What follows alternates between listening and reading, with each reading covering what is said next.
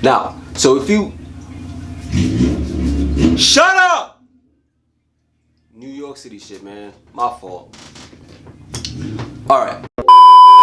You finally found a property that fits your criteria. You spoke with your real estate agent, you spoke with your real estate attorney, and now you're asking yourself, what's next in the process? In this video, I'm going to explain what it means to submit an offer and how the process works. What's going on, YouTube? What's going on, family?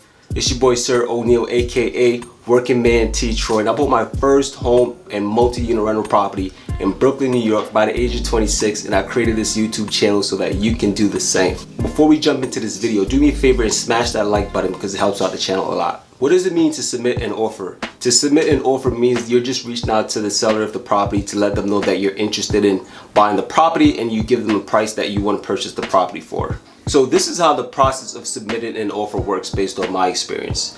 So you can go in, you can submit an offer for the listed price of the property. So whatever the seller wants the property for, you can submit an offer to purchase at that price. And more than likely in that case, your offer will be accepted if no one is offering above the ask price for the property. But if you submit anything lower than the listed price of the property, your offer might be rejected. So in that case, the seller might just reject your offer flat out, or they might counter offer with another number, and then you can look at that number and speak with your real estate agent and your attorney and decide if that's a good number for you, and then you counter offer that offer until you guys meet in a middle ground. So in this current environment, it's 2021. It's kind of hard based on what I'm seeing for people to submit an offer below the asking price and get that accepted.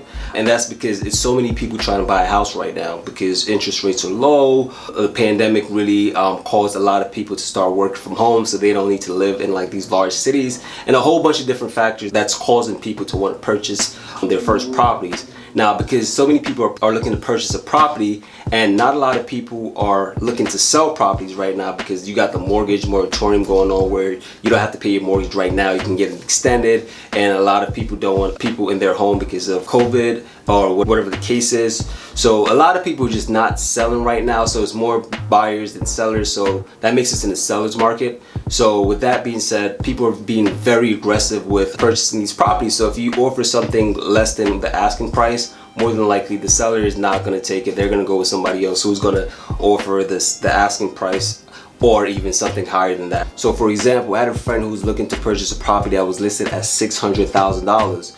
But the problem is she didn't have a pre-approval, so she had to go get a pre-approval. It took a few days for her to get that pre-approval, and basically by the time she got the pre-approval within the 5-day period, the price of the property went up by $50,000, which is absolutely insane. It's a place out in Jersey. So the fact that it went up by $50,000, she decided not to move forward with that property because the market is just so crazy right now. So oh man, I feel bad for a lot of people who's trying to purchase right now because the prices are just absolutely insane. Like, I want to purchase my second property soon, but I don't know if I want to do it right now. Actually, I don't want to do it right now because the prices are so high. I don't know. So we gonna see. And whenever I decide to purchase that second property, I'm definitely gonna tag you guys along for the journey and show you the ins and outs of what I'm doing, because I think it's really fortunate that I was able to purchase my first property at 26 in Brooklyn, New York at that, and like 5 months later after purchasing the property, I'm already back on the market trying to purchase a second property. And I think it's just the way that I structured the deal, and everything just really worked out for me in a favorable manner for the lack of better words. I don't know how else to put it. So I think it's great that I'm actually about to start looking for my second property now. So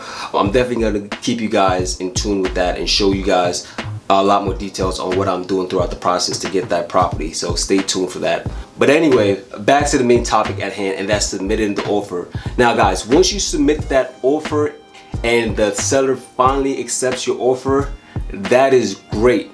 Now, once that offer is submitted and they accept the offer, the seller's attorney or the seller or however they do it in each state is going to send over a contract to you or your attorney or your real estate agent, depending on the state and how they operate. And you or your legal representative will review that document, which is a contract, just to make sure everything is intact. So basically, you or your attorney could have different contingencies inside that contract so that certain things are delivered on the the date of closing. For example, if there's tenants in the property and you want the property to be delivered to you vacated, or at least a specific unit vacated, you can put that in the contract. So for example, in my situation, the windows wasn't in the best shape, so my lawyer was able to negotiate on the windows and have them give us a credit to fix the windows. There's some other things that we put in the contract, but basically you could put in anything in the contract as long as they agree to fix it or give you credit for it or agree to whatever that term or request is. You can have them put that in the contract. You sign the contract, they sign the contract, and now you guys are in a binding agreement. Now, once you're actually in the contract, you're gonna have to put down a deposit, which is also known as earnest money. So basically, that's the good faith deposit to let the sellers know that you're very serious about purchasing the property. So for some sellers, they might want you to put down 20%, some is 15, 10%, 3%. Depends on who the seller is and what terms you guys agree upon.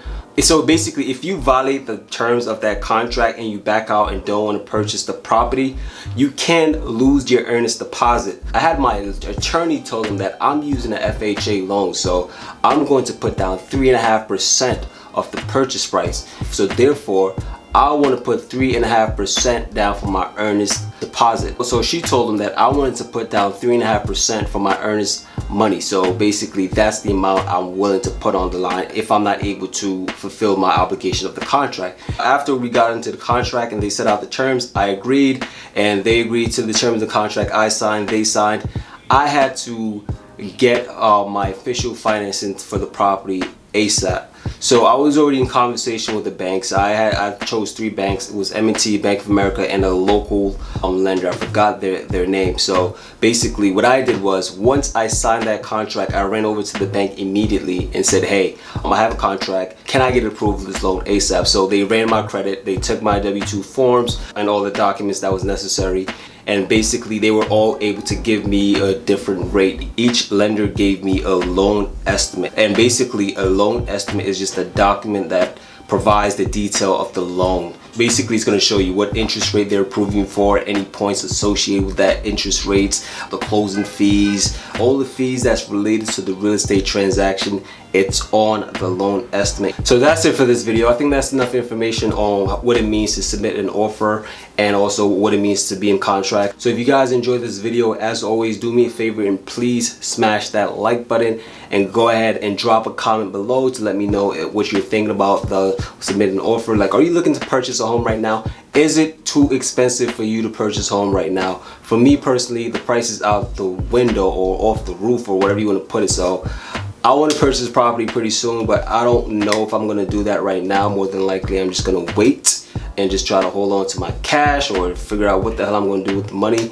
But I don't want to purchase another property right now because the prices are so damn high, but interest rates are really low. So I'm like, should I go and get another property?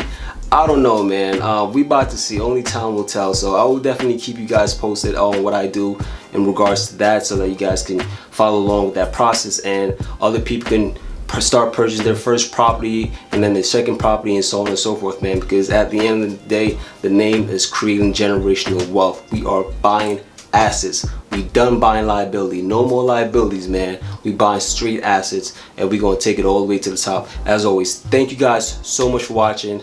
Peace. I'm out.